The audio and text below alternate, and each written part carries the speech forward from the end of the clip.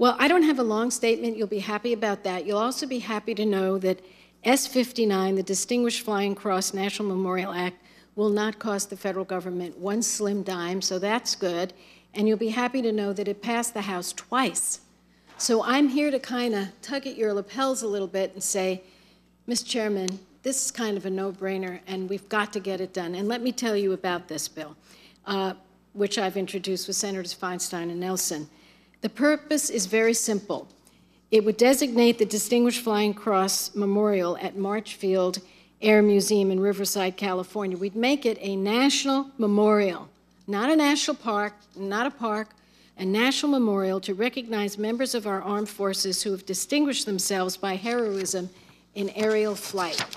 The Distinguished Flying Cross is America's oldest military award. I didn't know that till I got into this. It's the oldest military award for aviation, and it's awarded to service members and select civilians who perform acts of heroism, I'm quoting, or extraordinary achievement while participating in aerial flight, unquote. But unfortunately, believe it or not, our nation lacks a national memorial to appropriately recognize these brave men and women. Now, Marchfield Air Museum in California is currently the only memorial in the country that honors recipients of the Distinguished Flying Cross. It was constructed entirely using private funds, and it was dedicated in October 2010. I brought a photograph of the memorial to show to you. It's quite beautiful. My bill would simply designate this memorial as a national memorial in order to honor the bravery and the sacrifice of the thousands of Americans who've received this prestigious award. Let me reiterate, there is no other site in the country dedicated to these American heroes. And again, this legislation would not cost the government a single dime. The memorial would not be a unit of the national park system, and no federal funds could be used for any purpose related to the memorial. So it's really a designation, and that designation means a lot to the community and to the people who put this together.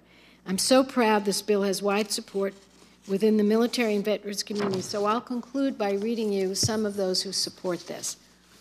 The Distinguished Flying Cross Society, the Military Officers Association of America, the Air Force Association, the Air Force Sergeants Association, the Association of Naval Aviation, the Vietnam Helicopter Pilots Association, the China, Burma, India Veterans Association. And again, the House of Representatives overwhelmingly passed this legislation in the 111th and 112th. So it is really time for the Senate to act. And unless someone comes up with some good reason why we wouldn't, I would think we could get this done via a hotline with your blessing and that of my colleagues who are here, and hopefully Senator Portman and the others. So unless you have any questions, I will let you do the rest of your work, and I thank you. Thank you, Senator Boxer. Thank you for drawing attention again to the importance of achieving this goal. It looks like a striking site, a site which we can pay homage and honor those who've served us. It's beautiful. It's in Riverside, California, and I welcome you to come see it with me anytime after we make it a national memorial. Thank you very much. Thank you, Senator Boxer.